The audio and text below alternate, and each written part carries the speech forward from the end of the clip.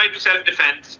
Pakistan will now respond and respond very, very effectively. Make no mistake, because our desire for peace should not be mistaken for our weakness.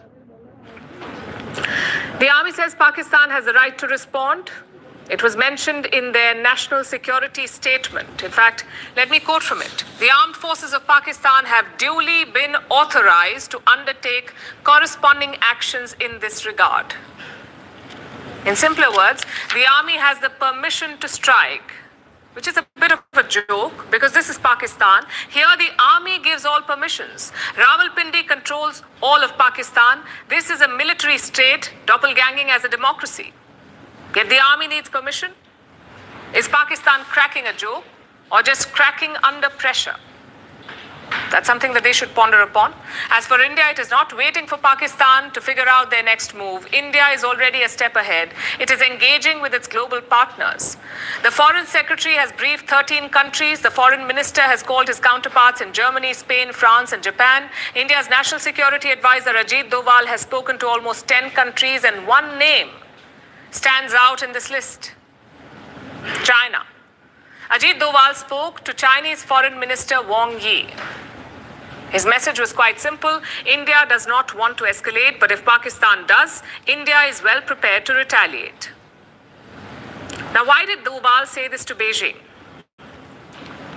Because China and Pakistan call themselves iron brothers. So who better to pass on the message? Also, if Pakistan won't listen to reason, it will listen to its lenders and masters. As things stand, it's hard to gauge the response. Will they hit back? Maybe, maybe not. I guess the real question at the moment is, can they hit back? Are they in a position to mount an effective response? We ask because there's widespread panic across Pakistan. Schools and colleges are closed. Hospitals are on high alert. Rescue teams are on standby. Flights are avoiding its airspace. The Lahore airport has been shut. The Pakistan stock market plunged at opening today. All of these are not signs of a nation prepared for war. Pakistan may say that it has the right to respond, but rights do not win wars. Readiness does. And right now, Pakistan looks more rattled than ready. The generals in Rawalpindi may want a fight to save face, but even they know that they're playing a losing hand.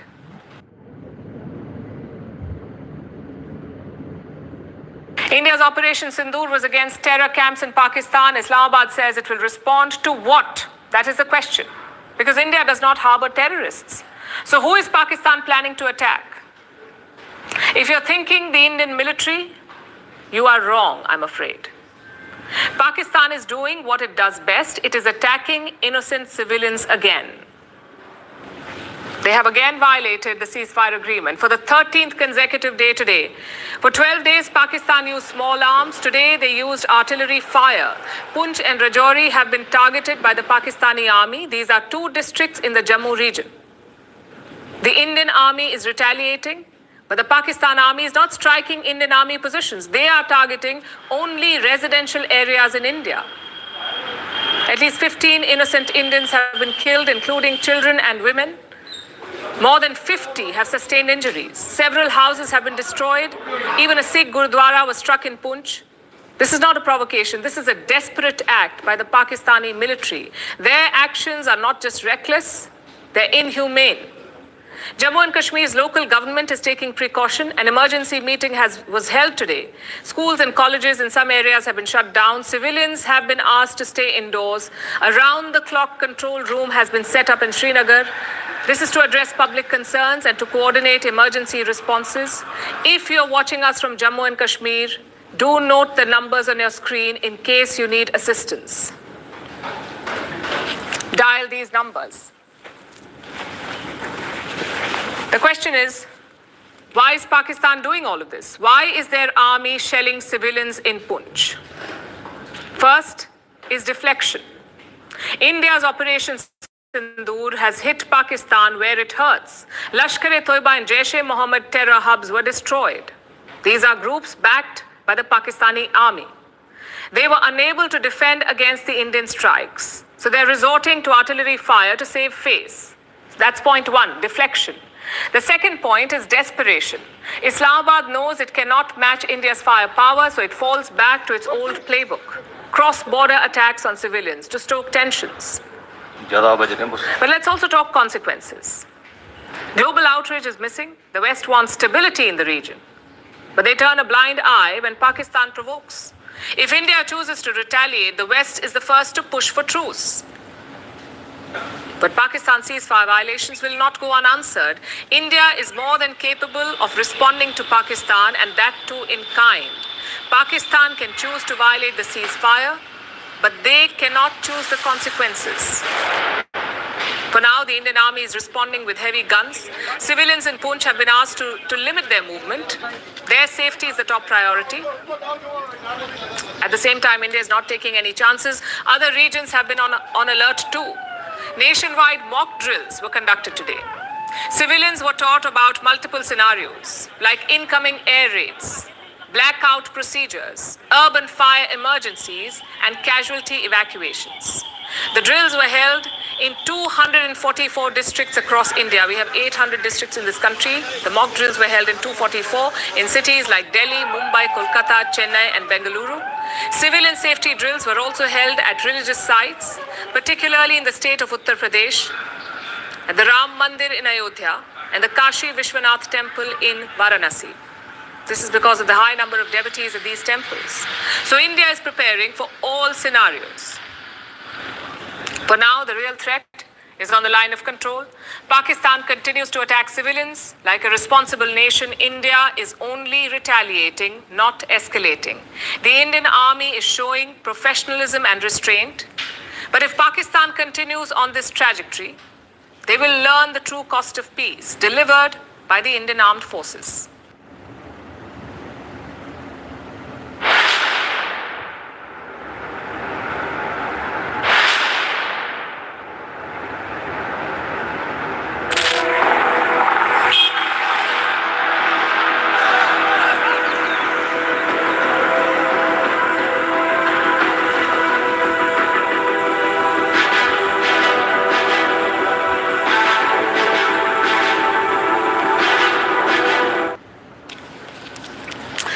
Focus on India's strike on Bahawalpur, a city in Pakistan's Punjab province, about 400 kilometers away from Lahore. Bahawalpur was struck multiple times. The target, the headquarters of Jaish-e-Mohammed, or JEM. This is a United Nations designated terrorist organization, the same group that orchestrated the 2019 Pulwama attack, when a suicide bomber killed 40 Indian troops. Like I said, that was in 2019. So why was Bahawalpur struck this time? Because India wanted to send a message that terrorists inside Pakistan were no longer safe. Bahawalpur is the beating heart of the Jaish-e-Mohammed, a terror group founded and led by this man, Masood Azhar, a globally recognized terrorist, one of the masterminds of the terror attack on the Indian Parliament. That attack happened in 2001. The Jaish-e-Mohammed headquarters in Bahawalpur was no secret. This morning, Indian jets took out the terror infrastructure. At least 2 sites were bombed. First was Kausar Colony. This is in the northwestern part of the city. And the second was Raman. This is in the western outskirts of Bahawalpur. The main target was the one in Raman, the Markaz Jamia Masjid Subhan Allah complex. That was the target. The Markaz Jamia Masjid Subhan Allah complex, the main headquarters of the Jaish-e-Mohammed. This is where terrorists are recruited, indoctrinated, and trained, or were. Masood Azhar, the Jaish-e-Mohammed chief, lives there under state protection. He has made several anti-India speeches from this very masjid. He is protected by the Pakistani army. But they could not do much this time. Indian jets struck the Jaish-e-Mohammed headquarters. 10 family members of Masood Azhar were killed, along with 4 of his close associates. The Jaish-e-Mohammed has confirmed this. For years, Masood Azhar was responsible for the deaths of innocent Indians. Today, he paid the price for years of terrorism. Let's also talk about the nature of the strike. Indian intelligence agencies first did their homework. Satellite imagery was collated. Ground-level intelligence was collected. Then the coordinates were shared with the Indian Air Force. The Jaish-e-Mohammed headquarters were destroyed. Before and after visuals reveal the intensity of the Indian strike. Have a look.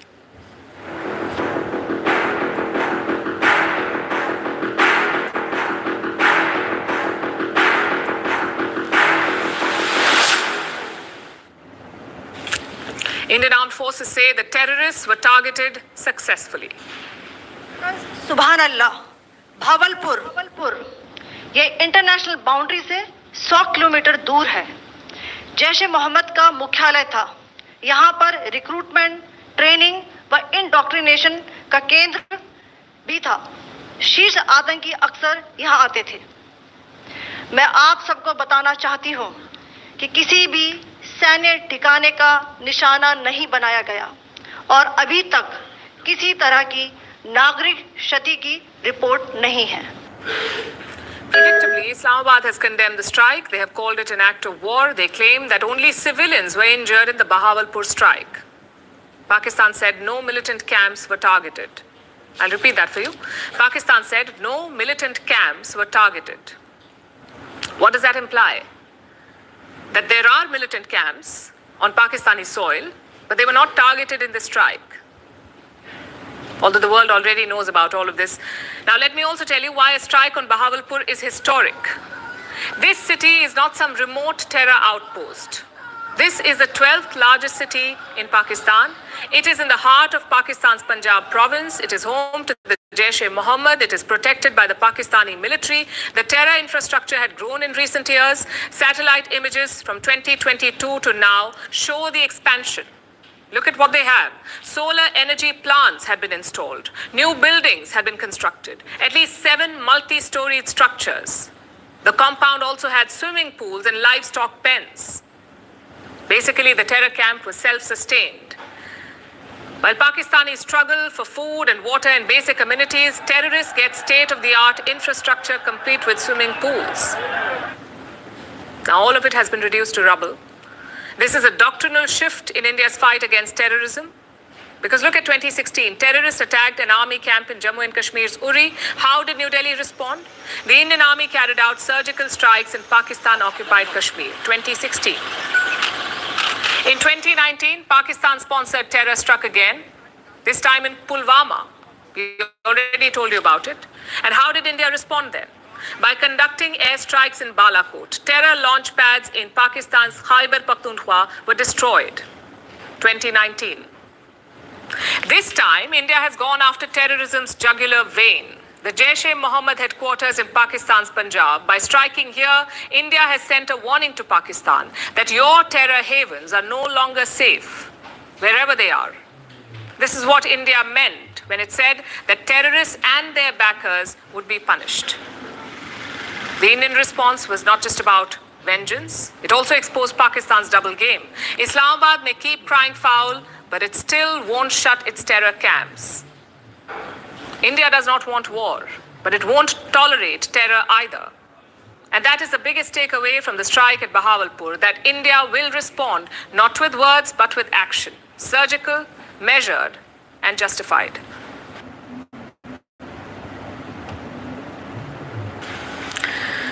Today's wars are different. You don't just fight on land, air, and water. You also fight online. You don't just fight soldiers and aircraft. You also fight fake news. And this conflict is no different. Pakistan is waging a war on social media. They're flooding platforms with fake news and biased narratives. Their goal? To demoralize Indian forces, to sow doubt in the minds of Indians. Tonight, we'll expose this Pakistani campaign. Let's start with pictures shared by pro-Pakistani handles. All of them show a crashed fighter jet. They claim it's an Indian Rafale. The fact is, this picture is from 2021. It shows a MiG-21 jet that crashed in India's Punjab. No dogfight, no Pakistani hand. Here's another picture of a supposed Rafale on fire. Pakistani handles say it was shot down near Bahawalpur. Again, this is fake. This picture is from September 2024. It shows a MiG fighter jet crashed in Rajasthan. And these are not just posted by random handles. Pakistani media is actively amplifying it. Let me show you a report from GeoTV. It claims that India's brigade headquarters were targeted. Videos also show a building on fire. Again, absolutely false. No Indian brigade headquarters was attacked. Let me also show you another example. This is a video that shows a raging inferno. And what is the claim? That it shows an attack on Srinagar Air Base. Once again, this is fake. This video dates back to 2024. It shows sectarian violence in Khyber Pakhtunkhwa in Pakistan. How about that? Pakistan is passing off its own violence as an attack on India. And finally, one more video that we have for you. This one is being called a Pakistani missile strike on India. It shows a raging fire and plumes of smoke. A raging fire and plumes of smoke. Just one problem though. This wasn't a missile strike on India. This is from the Beirut explosion of 2020. And these are just some examples that we've put together. You've got hundreds of Pakistani propaganda handles, all of them peddling fake news. Even more dangerous are the biased accounts. Accounts that know the truth, but still hide it or twist it. Like this CGTN post. This is Chinese state media, CGTN. It is supposedly showing a downed Indian jet. But the video is old. The same one was peddled by Pakistani accounts last month as well. Back then, it was supposed to be the line of control. Now it is a crash Rafale. All these efforts make one thing clear. Pakistan is weaponizing social media. Their goal is to build a narrative that suits them, a narrative that differs from the truth. Let me explain this. The truth is that India struck 9 terror camps in Pakistan. It pierced through Pakistan's air defenses. But the fake narrative? That Indian jets were down, that Indian brigade headquarters were attacked, and that the Srinagar air base was destroyed. It's like creating a whole new reality, one that paints Pakistan as a victor. The question is, how can India tackle this? For starters, call them out. The Indian embassy in China is doing that. They have openly called out the Global Times. The Global Times is another Chinese mouthpiece. It claimed that Pakistan shot down Indian jets. But the Indian embassy has fact-checked them. That's one thing that India can do. Secondly, do more to spread your evidence, your side of the story. India has released radar images of its strikes on Pakistan. But releasing alone is not enough. Amplify them, share them widely, maybe even edit them for effect. You've seen the Israelis do it all the time. They turn their mission videos into a spectacle. Perhaps it's not the traditional way of doing it, but these are also not traditional times. You have an enemy who is bending the truth. You have a platform that allows itself to be bent. So every player must adapt. India must turn its battlefield victory into a digital victory. Unfortunately, that is the world that we live in. It's not enough to visit Disneyland. It's important to post a picture from there. India seems to have realized this in recent years. Our digital strategy has improved compared to 2016 and 2019. The key is to keep building on that.